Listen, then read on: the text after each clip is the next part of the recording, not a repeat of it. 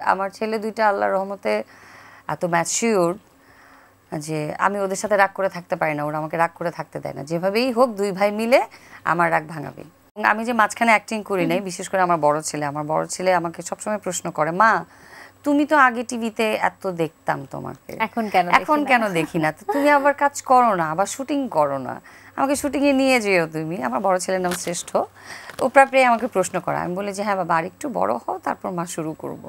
ওকে কি ছোটবেলায় নিয়ে যাবো তো শুটিং এ? হ্যাঁ, মাঝে মাঝে নিয়ে যেতাম। এই কারণেই বলতে পারি যে শুটিং এ যাবো। না, ও তো ওর বাবার সাথেও অনেক জায়গায় যায়, ওর বাবার সাথে যেয়ে ও ইউজ টু। ওর কাছে আসলে মনে হয় যে হ্যাঁ টিভির ওই আঙ্কেলটা, ওই চাচ্চুটা আমার, ওর বাবা যেহেতু গানে আছে, ওই চাচ্চুটা আমার গান করে টিভিতে। ওর কোনো চাচ্চুকে দেখলে, ওর বাবাকে দেখলে যেরকম দৌড়ে আসে, হ্যাঁ মা দেখো বাবার গান দেখাচ্ছে, মা দেখো চাচ্চুর গান দেখাচ্ছে, ওই আন্টিটার গান দেখাচ্ছে। সে এখন শুনতে চায় যে ওই আন্টিটা নাটক করছে, ওই আন্টিটা কি তোমার কলিগ? ওই আঙ্কেলটা নাটক করছে, ওই আঙ্কেলটা কি তোমার কলিগ? সে আমাকে প্রশ্ন করে। খুব আগ্রহ তার মানে। হ্যাঁ, খুব। ওর মধ্যে কি দেখতে পারো? কি গান করছে? আমি শুনছিলাম, আমরা কথা বলছিলাম প্রোগ্রামে আসার আগে। ও আসলে ওর বাবার মতোই হয়েছে, এক কথায় বলতে গেলে ওর বাবার মতোই হচ্ছে। এবং সবাই বলে ও তো খুব খুব বেশি পরিমাণেই দুষ্টু। ওর বাবাকেই ফলো করে সব সময়, ওর ধ্যান জ্ঞান ওর বাবাই। মার কাছে যত আহ্লাদ, বাবাকে প্রচণ্ড ভয় পায়, বাট ভালোবাসে বেশি বাবাকে। এটা সত্যি কথা। ওর ধ্যান জ্ঞান পুরাটাই বাবা, ও বাবার মতোই হবে। এবং গান নিজেই অবাক হয়ে যায় যে আমার ছেলে যখন গান গায়, ও এত ও কিন্তু শিখেনি, বাট ও এত স্কেলে নিজের সুরটাকে রেখে গায়, আমি নিজেই বিশ্বাস করতে পারি না যে আমার ছেলে কি আসলে এত ভালো গাচ্ছে। ওকে কি এখন শেখাচ্ছেন না? না, এখনো শেখাচ্ছি না। আমি ওর বাবাকে প্রশ্ন করি মাঝে মাঝে যে তুমি কি ছেলেকে কোনো টিচার দিবা না? না, আরও একটু পরে, আরও একটু পরে, আর একটু। তো এটা অবশ্য আমার বিশ্বাস আছে যে যখন থেকে দেয়া দরকার তখন থেকেই দিবে, সেটা নিয়ে টেনশন নাই। বাট ও নিজেই অনেক কিছু আসলে শেখার আগ্রহটা রাখে, এটাতেই আমি আসলে অনেক খুশি হই। এবং অভিনয়ের দিকে ঝোঁক আছে কিনা? মাকে যেহেতু ছোটবেলা থেকে দেখেছি, না সে খুব ভালো অভিনয়ও করে। মানে সেটা হচ্ছে যত ফাঁকিবাজি দেয়, আমার মতো পড়াশোনায় ফাঁকিবাজ প্রচণ্ড, সে পড়াশোনায় ফাঁকি দেওয়ার ব্যাপারে খুবই ভালো পারফর্মার। সে মাকে মিথ্যা কথা বলার ব্যাপারে, লুকিয়ে কিছু করার ব্যাপারে, নানা নানিকে জ্বালানোর ব্যাপারে খুবই ভালো পারফর্মার। এইটাতে তার জুরি নেই। সে যে অ্যাক্টিংয়েও ভালো হবে এটাও আমি বুঝি।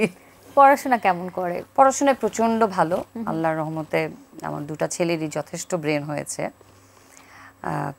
বড়টা অসম্ভব পড়াশোনার প্রতি আগ্রহ। ও নিজে থেকেই, মানে ওর 4 বছর হয়নি এখনো পুরো, বাট সে নিজে থেকেই বলে মা আমি পড়বো, আমি স্কুলে যাব। বি ডাকে আমার বড়টাকে, ভাইয়া না বি, বির সাথে স্কুলে যাব, আমাকে বই খাতা দাও, প্রচণ্ড আগ্রহী। বাট আমার বড়টা হয়েছে পুরো আমার মতো ফাঁকিবাজ পড়াশোনার বিষয়ে। ও উল্টা ভাইকে খেলার দিকে মুভ করবে। ভাই যেন কেন পড়ার কথা বললি, তুই পড়ার কথা কেন মনে করলি, এখন পড়তে হবে না, এখন খেলবো দুই ভাই মিলে। মানে ও হচ্ছে পুরাই আমার মতো ফাঁকিবাজি পড়াশোনা। তারপরে দুই ভাই মিলে একটা বেশ ভালো সময় কাটে এখন বাসাতে। দুই ভাই মিলে আমার বিরুদ্ধে চক্রান্ত করা যেন আমি না শাসন করতে পারি। আচ্ছা, তো শাসন কি করেন? মানে শাসন মারা তো সবসময় করতে চাই সন্তানের ভালোর জন্য, বাট আমি শেষ পর্যন্ত পারি কিনা জানি না, বাট চেষ্টা করি শক্ত থাকার জন্য। বাট আমার ছেলে দুইটা আল্লাহর রহমতে এত ম্যাচিউর যে আমি ওদের সাথে রাগ করে থাকতে পারি না, ওরা আমাকে রাগ করে থাকতে দেয় না। যেভাবেই হোক দুই ভাই মিলে আমার রাগ ভাঙাবে। বাহ, এটা একটা মানে এই ফ্যামিলি বন্ডিংটা আসলে খুবই অনেক গুরুত্বপূর্ণ। আমি যদি একটার কাছ থেকে আরেকটাকে দূরেও রাখতে চাই, আমি জানি না, এটা হয়তো আল্লাহরই ইচ্ছা। ওরা এক ভাই আরেক ভাইকে রেখে সহজে দূরে থাকতে পারে না। এবং দেখা গেল এমনও যে দুইজনকে দুই রুমে রাখছি আমি সারাদিন, যে একজন একজনের সাথে দেখা করবি না। কিভাবে দুইটা, আমি যদি একটু চোখ বন্ধ করি একসাথে হবেই। এবং আমার কাছে এসে কোনো কিছু যখন ভুল করে তখনই তো আমি ওদের সাথে রাগ করি, সরি বলবে, আমার দুই ভাই মিলে যেভাবে হোক আমার রাগ ভাঙাবে। একটা মার জন্য এটাই আসলে আত্মতৃপ্তির জায়গা। আর একটা 4 বছরের আর 6 বছরের বাচ্চা, তারা বুঝেই কতটুকু, তারা যে এই তৃপ্তিটুকু আমাকে দিচ্ছে একটা মার জন্য, এটাই অনেক বড় পাওয়া।